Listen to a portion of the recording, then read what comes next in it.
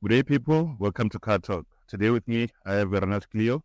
This is the Renault Clio. It comes with a 1.0 engine. This is the standard across the range these days. So if you're looking at buying this car, you're looking at a Polo Vivo. No, the Polo Vivo is smaller than this one. You're looking at a Polo. You're looking at a Kia Rio. You're looking at an i20, a Peugeot 208. This is a very fun, small little car. If you have a family, you can buy this car. The biggest problem that people have with this car is the Belgian font. It's a Renault. We don't have much trust with Renault in South Africa. We used to our usual brands, the VWs, all those others. But let me take you through this car.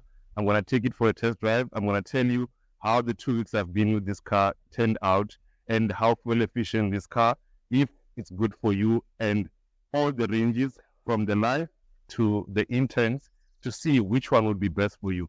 So stick around for the video until the end, and I'll tell you the best choice to buy when it comes to the Renault Clio.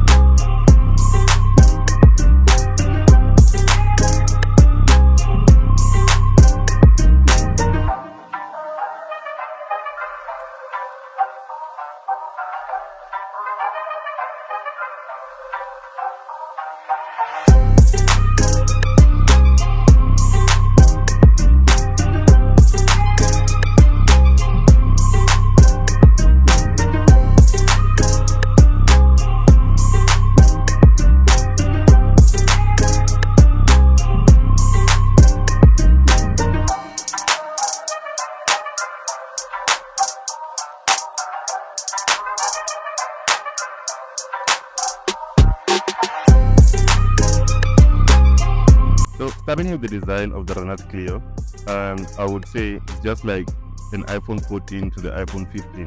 You can't change what already looks good. We can all agree that this is the best looking car in its class. So what makes it so beautiful is this C-shaped headlights. But from the forefront, you might think this lights up, but it doesn't. It only lights up if you get the top of the range intense model.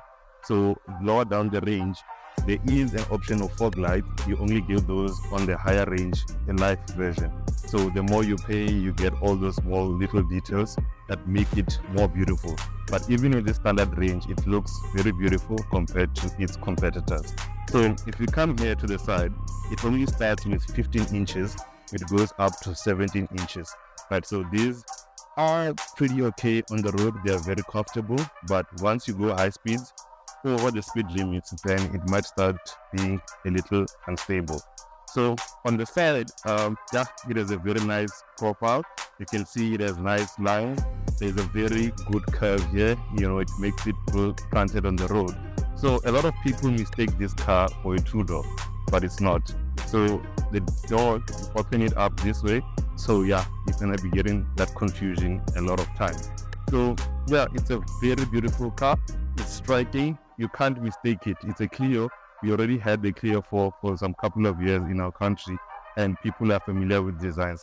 People will never mistake this car for anything else. As when you get in, you can definitely see it's a Clio. So let's get inside the Renault Clio. I'm going to take you for a test drive like a bit later, but now let's just see how it looks inside, how much space it is. We'll look at the boot as well, how much you can fit inside the boot. So Renault has done some cost cutting. You only get your keyless entry with the top of the line intense model, but here they use this old key. It's not keyless. You have to press, and then when you get inside the car, instead of the normal that we used to from Renault standard, they push that button. You have to put the key inside the ignition. So the interior, it looks very good. It's very modern. I can give them a thumbs up for that. It falls a bit short from the Polo. The Polo has a better build quality, everything is integrated nicely. It doesn't feel like some things were an afterthought. So if you want your automatic climate control, you have to go up to the highest range. And if you want electric windows in the front and in the back, you have to go for the higher line version. So it comes with a lot of kit standard. As you can see, it comes with this 7-inch display. It has Android Auto. It has Apple CarPlay. You have an eco button. I definitely don't use that a lot, but yeah, it does help. You can save a 0.1, 0.2 liters per 100 kilometers. So in the instrument cluster, if you go up the range, then you can get a fully digital instrument cluster. But in this one, you get your analog dials. And yeah, it's pretty usable. It gives you all the information. And you can change through various modes to see the journey, the fuel consumption. You know, there is a nice little thing that I like. There's a flower, a leaf, right? So if you're driving inefficiently, it becomes smaller. If you're driving efficiently, it becomes bigger. That's a very nice touch. So it gives you a lot of adjustment. You can adjust the steering wheel like up, down. I'm going for long drives, I like to bring it closer to me.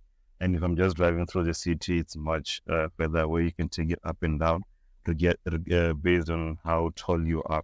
Okay, so this is how I normally drive the car. I'm very tall. So let's go to the back. Let's see if you can transport adults in this car. So if you go to the back, there is a lot of space. So what Renault has done is they have increased, the wheelbase of the car, right? So it allows you to get like a lot of space here. You can sit in the middle, no problem. You can definitely fit 3 passengers in this car in the back, and they won't have a problem going on long journeys. So let's go to the boot, and then let me show you how big the boot space is. When you come to the back of the boot, most people get really confused. They're asking themselves, where is the boot release? They've put it down here at the bottom. Then when you open the boot, you get a lot of space. So this space is bigger than the Polo space. It's better than most of its competitors. You only get an adjustable floor if you opt for the higher range one. Then you get a full-size spare wheel under with all your kit to replace if you get a puncture. And then these seats, if you want more space and you want to fit large items, you can just recline them and you can fit a lot of stuff in here if you put them flat down on the floor. So yeah, if you get that adjustable roof, then it will be flat out. Not the roof, the floor. You can put it up here, then you can slide things simpler in and out of the car. But you only get that if you pay more. I will take you through all the options with the cars, and then you'll see which one is best for you. So let's go for a drive in the Clio. It's very comfortable. It's a very refined ride. They've really changed the suspension, and you're gonna see. Let's go. So Renault, I hate the fact that they went back and used this key. They should have stuck with the keyless entry. They even provided a slot for you to put the key here, but it's Renault. So cool. Well, across the range, you don't get an automatic version on the car. It is available in other countries, but we don't get it in South Africa. So we only stuck with a manual. It's a 5-speed. So there are 6-speed manuals in other countries. We are stuck with a 5-speed. Renault doesn't take us seriously in South Africa. So with the car, you get like what I hated with the Clio 4. I owned the Clio 4 for a couple of years. It didn't have cup holders. It only had one cup holder, and it was very small. So they fixed that. There's 2 cup holders here. There's cup holders on the sides, and they're very big. You can fit very large items. So the car has 74 kilowatts of power and 160 Newton meters. Those are enough for this car to pull it. It's very comfortable, and you can. The top speed they've made it to 180. 184. It does go over that a bit. It's very fast. So the only issue that I have with it is when you're driving on the freeway, the revs are very high. It really needs that 6th gear, but the engine is so refined, it doesn't make a lot of noise. So you end up just ignoring that. So let's go for a drive. Let's just turn here, pull it a bit. So gear one, yeah, it pulls very fast. So they claim a 0 to 100 of about 11.8 seconds. It's much quicker than that. You can expect about 10.6, 10.8, somewhere there. So what I love about this engine is it has a lot of torque at low RPMs. So if you are in high gear, let's say gear 4, and then you just step on it, it doesn't have a lot of turbo lag. It moves immediately, doesn't take long to pick up speed. So you are never short for power, and you don't need to do a lot of change downs if you want to overtake. Right. So yeah, this car, you're gonna travel nicely with traffic. You know, you never feel like you are short of power. This engine is just in a perfect range. Like they've balanced power and efficiency in such a way that, you know, you can enjoy it every time that you go for a drive. So I spent 2 weeks with this car. I've averaged 5.7 liters per 100 now. So I was doing a lot of city driving, and I did a long trip. So what it really surprised me when I took a long trip with it, it only averaged 4.6 liters per 100 kilometers over a 200 kilometers stretch of road. That was very efficient, and I was surprised. But driving around the city, I struggle to go over 6 liters per 100 kilometers because this engine is very efficient. If you are driving smoothly, you put your eco mode, it cuts down the power a bit, and then if you're just driving slowly around, it doesn't use as much petrol. So yeah, they've refined the ride a lot. So if you're coming from a Clio 4 and you jump into this car, you'll immediately notice the difference. It deals with bumps much better, and the suspension has really been improved, especially with this new engine with much more torque and power. So this engine is not really a new engine. You know, it's the same old 0.9 engine. So what they did was they just rebored the holes and make them a bit bigger, you know, to make more power out of it. So yeah, they've made it so well, it's so smooth. They make engines for Mercedes, some engines. So yeah, that's why Mercedes chose their engines, because they're so smooth and very torquey and fast. Monkey.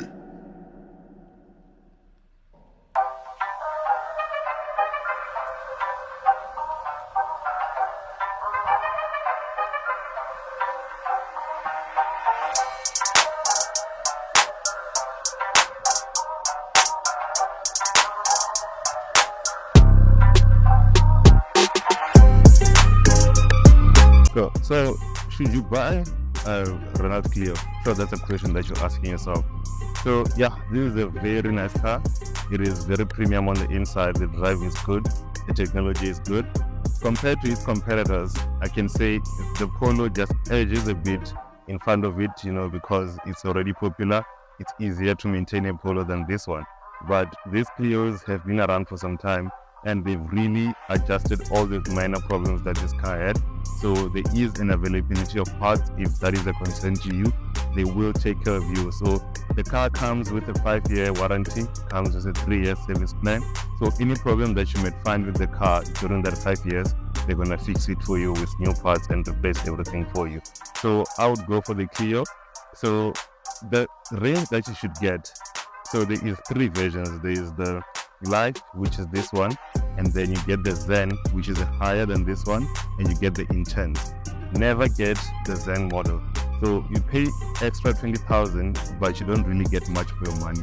You only get a leather steering wheel, some fog lights, and that's pretty much the thing's navigation that you will never use because the car has CarPlay.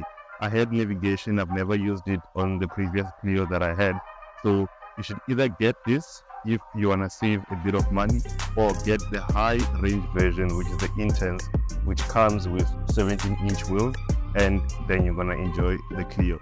So yeah, the biggest drawback I think that's causing Renault not to get sale in South Africa, because they don't offer such options as a sunroof and leather seats. So, but if they did that, yeah, they were going to be killing it with this car, because it looks very nice and it's a very nice first car, affordable.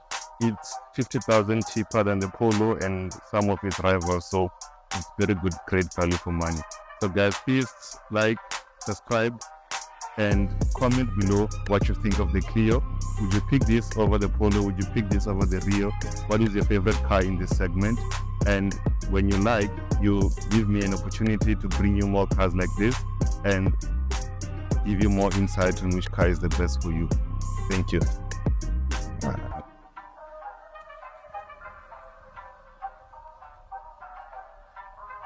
You